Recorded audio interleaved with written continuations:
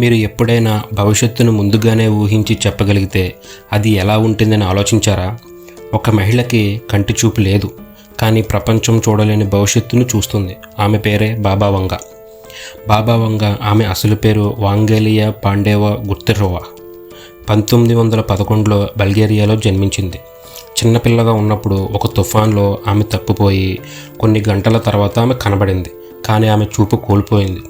అయితే దృష్టి కోల్పోయిన క్షణం నుంచి ఆమెకు దైవిక శక్తులు వచ్చాయని ఆమె అనుచరులు నమ్మారు. బాబా వంగా అనేక సంచలనాత్మక భవిష్యవాణులు చేసింది. వాటిలో కొన్ని నిజమైనవిగా చెబుతున్నారు. 2001లో ట్విన్ టవర్స్పై దాడి, 2004లో ఇండోనేషియాలో సునామీ, 2020లో కరోనా వైరస్, ఇవన్నీ నిజమైనవిగా చెప్తున్నారు. ఇలాగే ఇక ముందు 2033లో మంచి కరువు పోతుందని, 2088లో మనుషులపై కొత్త వైరస్లు వస్తాయని, 5079 నాటికి ప్రపంచం అంతమవుతుందని ఆమె చెప్పారు. రీసెంట్గా జూలై 5న జపాన్లోని కొన్ని భూకంపాలు, అగ్నిపర్వతం పేలడం జరిగింది. అవి కూడా బాబా వంగా ముందుగానే చెప్పినట్లుగా కొన్ని న్యూస్ ఛానల్స్లో చెప్తున్నారు. అయితే బాబా వంగా నిజంగా భవిష్యత్తును చెప్పగలిగే వ్యక్తేనా, లేక ఆమె చెప్పినవి యాదృచ్ఛికంగా కలిసొచ్చిన ఊహాలేనా? అనేక శాస్త్రవేత్తలు ఆమెపై విమర్శించారు.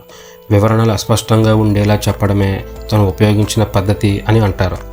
కానీ ఆమెకు దగ్గరైన వారు మాత్రం ఆమె ఒక దైవిక శక్తిగా చూస్తున్నారు. బాబా వంగా మాటల్లో నిజం ఉందా, లేక మనమే వాటిలో అర్థం వెతుక్కుంటున్నామా? కామెంట్లో మీ అభిప్రాయాన్ని తప్పక చెప్పండి. ఇలాంటివి మరిన్ని తెలుసుకోవాలంటే లైక్ చేయండి, షేర్ చేయండి, మా ఛానల్ని సబ్స్క్రైబ్ చేయండి.